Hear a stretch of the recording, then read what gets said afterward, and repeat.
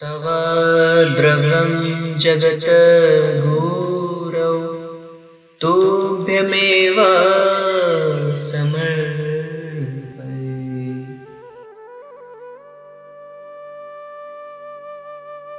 भक्ति। प्रभु कहते हैं, भक्ति शास्त्र में कहा गया है, भक्तिर भगवतो सेवा भक्ति प्रेम स्वरूपिणी भक्तिरानंद रूपा च भक्ति भक्तस्य जीवनम। भक्ति कहने से क्या समझते हो? भज धातु के उत्तर में कृतिन प्रत्यय करके भक्ति शब्द निष्पन्न हुआ है। भज धातु का अर्थ हुआ अंतर के प्रेम भाव से ईश्वर का आह्वान करना,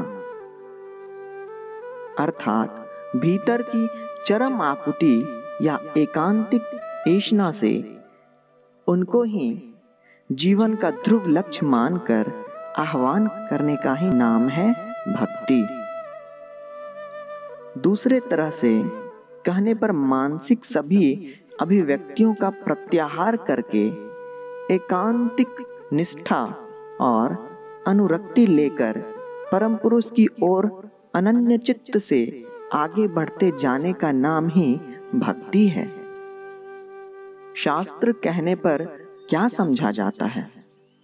शासनात् तारयेत यस्तु सह शास्त्र परिकीर्तितः। जो मनुष्य के सर्वात्मक विमुक्ति के लिए अनुशासन के माध्यम से नियंत्रण करता है, वही शास्त्र है। यदि अभिभावक गण संतान संततियों को केवल शासन के लिए ही शासन करे, तो संतान प्राप्त वयस्क हो जाने पर जब वे उसे समझने लगते हैं, तब वे पिता माता के साथ विरुद्धाचरण करते हैं। किंतु यदि वही अभिभावक का शासन संतान के कल्याण के उद्देश्य से परिचालित होता है, तब उस शासन को कहते हैं हितार्थे शासन या अनुशासन।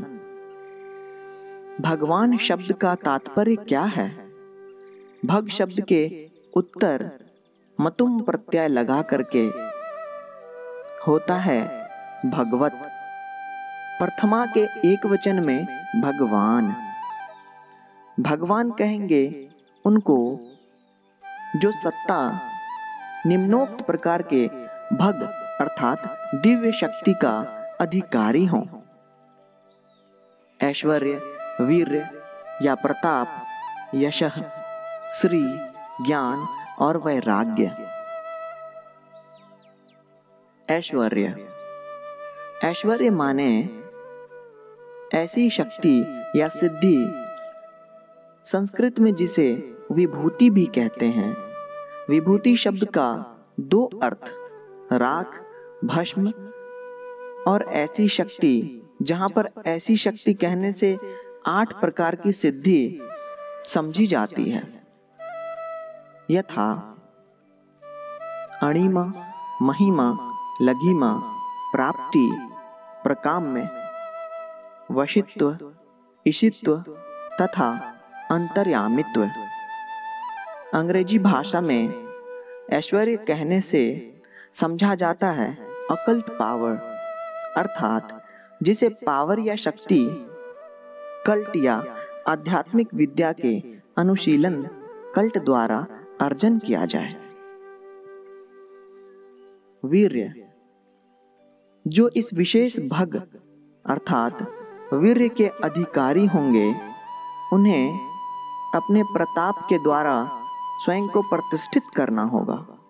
जो धर्म भूमि पर प्रतिष्ठित नहीं हैं, वे भग संपन्न सत्ता के भय से भयभीत संत्रस्त रहते हैं, और जो धार्मिक है उनके सन्निकट से सभी प्रकार की सहायता पाते रहते हैं। यश। भगवान के आविर्भाव के साथ ही साथ 2 चीजें होने लगती है। एक तरफ जैसे उनके पक्ष में रहते हैं अजस्र निष्ठावान समर्थक, वैसे ही अन्य तरफ रहते हैं बहुसंख्यक कट्टर शत्रु।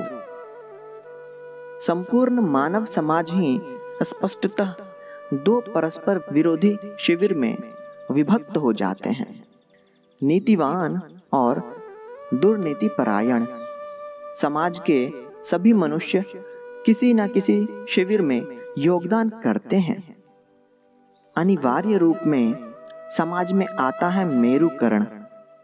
एक पक्ष को यदि कहें उत्तर मेरु तो अन्य पक्ष को कहना होगा दक्षिण मेरु। एक तरफ जैसे वे अर्जन करते हैं प्रतिभूत यश, प्रतिष्ठा और साफल्य, अन्य तरफ वैसे ही होता है तीव्र समालोचना और निंदा। भगवान शिव और कृष्ण के समय भी ऐसा ही हुआ था। तत्कालीन समाज स्पष्टतः द्विधा विभक्त हो पड़ा था। कठोर नैतिक बल से बलवान मनुष्य हो गए थे शिव भक्त, कृष्ण भक्त, और नीति धर्म विवर्जित मनुष्य हो गए थे शिव और कृष्ण के घोर विरोधी। इस प्रसंग में सर्वदा ही स्मरण रखो कि सब समय धर्म की जय और अधर्म का पराजय अवश्यंभावी है। श्री श्री शब्द का अर्थ हुआ आकर्षण। श, र और ई इन त्रयी का समन्वय ही श्री है। श है रजोगुण का द्योतक, र कर्म शक्ति का द्योतक है और ई हुई स्त्रीलिंग वाचक। इसी से श्री माने जिसके मध्य में रजोगुणी शक्ति के साथ कर्मेष्णा का समन्वय घटित हुआ है। ज्ञान। ज्ञान शब्द का अर्थ है आत्मज्ञान। आत्मज्ञान या पराज्ञान ही वास्तविक ज्ञान पदवाच्य है, और पराज्ञान या आत्मज्ञान के अतिरिक्त जो कुछ ज्ञान है वह कभी भी ज्ञान पदवाच्य नहीं है। वह है ज्ञान का अवभास। पुस्तक पढ़कर इस आत्मज्ञान या पराज्ञान की प्राप्ति नहीं होती। मानव मन की आशा, आकांक्षा, वृत्ति प्रवृत्ति को परम पुरुष में समाहित कर सकने पर ही आत्मज्ञान मिलता है। कारण परम पुरुष हुए ज्ञान मूर्ति। वैराग्य। वैराग्य शब्द का अर्थ हुआ जागतिक विषय में अनासक्ति। संस्कृत भाषा में वी र न ज जोड़ धंग प्रत्यय करके हुआ वैराग्य। रंज धातु का अर्थ हुआ रंग लगाना।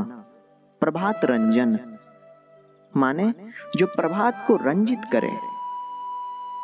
इस विश्व की प्रत्येक सत्ता ही स्पंदनात्मक है तथा उनका एक अपना रंग भी है, और प्रत्येक सत्ता के उस विशेष रंग के कारण ही अनुमन रंजित हो जाता है। इसी से मनुष्य को किसी बाह्यिक सत्ता के रंग में रंजित होना नहीं चाहिए। कहा गया है भक्तिर भगवतो सेवा। भक्ति माने भगवान की सेवा करना। यहाँ पर भगवान माने जिनमें पूर्वोल्लिखित 6 भग या दैवी गुण निहित है। भक्ति प्रेम स्वरूपिणी, अर्थात भक्ति हुआ विशुद्ध प्रेम स्वरूपा, अर्थात परम पुरुष को छोड़कर मैं अन्य कुछ नहीं चाहता, ऐसा कि परम पुरुष मुझे अन्य कोई जागतिक वस्तु देना भी चाहेंगे तब भी उसे नहीं लूंगा। भक्तिरानंद स्वरूपा च, भक्त को एकांत इच्छा ही है परम पुरुष का संतुष्टि विधान, उनको ही आनंद देना, ऐसा कि स्वयं को आनंद लाभ के लिए भी वह परम पुरुष की सेवा नहीं करेंगे। भक्ति भक्तस्य जीवनम, अर्थात भक्ति हुई भक्त का जीवन। यह भक्ति अत्यधिक तात्पर्यपूर्ण है। मछली जैसे जल के बिना जीवित नहीं रह सकती, भक्त भी उसी तरह भक्ति को छोड़कर जीवित नहीं रह सकता। जल से मछली को निकाल लो, देखोगे मछली तुरंत मर जाएगी। उसी प्रकार से भक्त के अस्तित्व से भक्ति को हटा लो, देखोगे भक्त का अस्तित्व शीघ्र ही विलोप हो गया है। इसी से कहा गया है, भक्ति ही भक्त के जीवन की सार वस्तु है। तब मनुष्य के जीवन में सबसे मूल्यवान वस्तु क्या है? उसके ऊपर मैं कहूंगा अवश्य ही भक्ति है। उस भक्ति को जिसने प्राप्त कर लिया है, उसने सब कुछ पा लिया। उसको पाने के लिए कुछ भी नहीं रह गया। भक्त को केवल करते जाना होगा परम पुरुष की सेवा। अब इस सेवा का यथार्थ रूप क्या है? परम पुरुष के सृष्ट जगत की सेवा करना ही वास्तविक सेवा है। हम वास्तव जगत में लक्ष्य करते हैं, जब कोई अभिभावक देखते हैं कि कोई सेवक उनके पुत्र कन्या की सेवा कर रहा है, तब वे उस सेवक के प्रति संतुष्ट होते हैं। ठीक उसी प्रकार से परम पुरुष की सृष्ट जीव जगत की, विशेषकर मनुष्य की सेवा करना ही परम पुरुष को संतुष्ट करने का सबसे अधिक सहज उपाय है। अतीत में तुम क्या थे, क्या करते थे, उन सब बातों को बेमालूम भूलकर इस शुभ मुहूर्त से मानवता की सेवा के लिए स्वयं को उत्सर्ग करो। परम पुरुष इससे संतुष्ट होंगे और परम पुरुष की उस संतुष्टि में निहित है मानव जीवन की परम संप्राप्ति की चाबी। पटना, 1 सितंबर 1978। परमपिता बाबा की जय, परमपिता बाबा की जय, परमपिता बाबा की जय।